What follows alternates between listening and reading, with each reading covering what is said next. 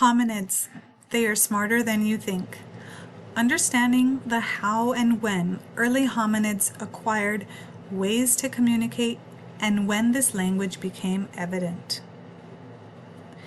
Many scientists conclude that with successful tool-making technology as passed from one generation to another, required the capacity for teaching and probably was also the beginning of spoken language, what researchers refer to as proto-language.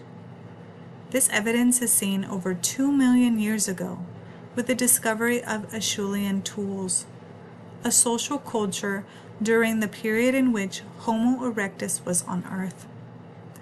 Researchers note that a key link to communication was also the growth in brain size from 780 to 1225 cc's. According to Ralph Holloway from Columbia University, Turkana Boy's brain shows a change to the Broca's area. He theorizes that Turkana had the ability for symbolic communication. Broca's is a region in the frontal lobe of the dominant hemisphere, usually the left of the brain, with functions linked to speech production. Turkana Boy was found to have lived on Earth from 1.5 to 1.6 million years ago. His brain was measured at 900 cc's and was well on his way to thinking and talking like humans. Where, when, and in which human ancestor species a language-ready brain developed is a complicated and fascinating field for further research. By studying the way our primate relatives, like chimpanzees, use their hands naturally and can learn human signs, some scientists suspect that language developed first through gestures and was later made much more efficient through speech. Other researchers are searching backward in time for evidence of a cognitive leap forward, which produced complex thought and in turn, speech-language abilities able to express those thoughts to others, perhaps with speech and language co-evolving at the same time.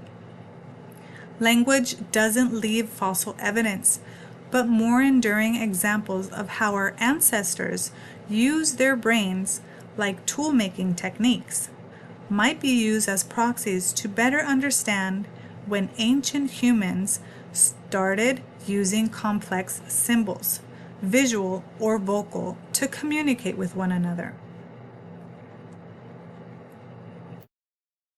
Researchers bring up the correlation between tool-making and complex language as seen with Homo ergaster. The Upper Paleolithic tools were highly specialized, designed and planned in advance. These tools called for cognitive thinking practices, which points to sophisticated communication.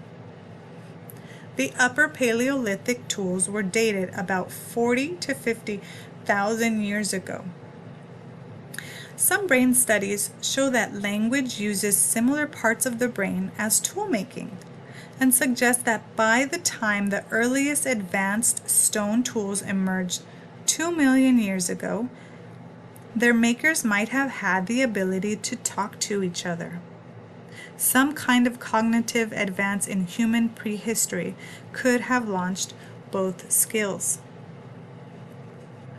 Some language scientists believe in the sensational evolution of modern language, in which language capacity emerged by sudden mutation in the last 50 to 100,000 years ago. In contrast, others claim that modern language is the product of gradual co-evolution of neurobiological and cultural linguistic conditions. One thing is certain, humans have the biggest brain size in the animal kingdom, from 1,300 to 1,400 cubic centimeters.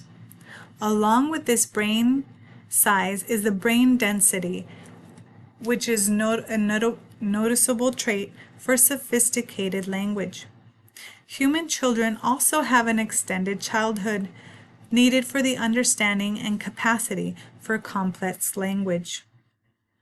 Some of the sources I used came from National Library of Medicine, Wikipedia, and SmithsonianMagazine.com. Thank you.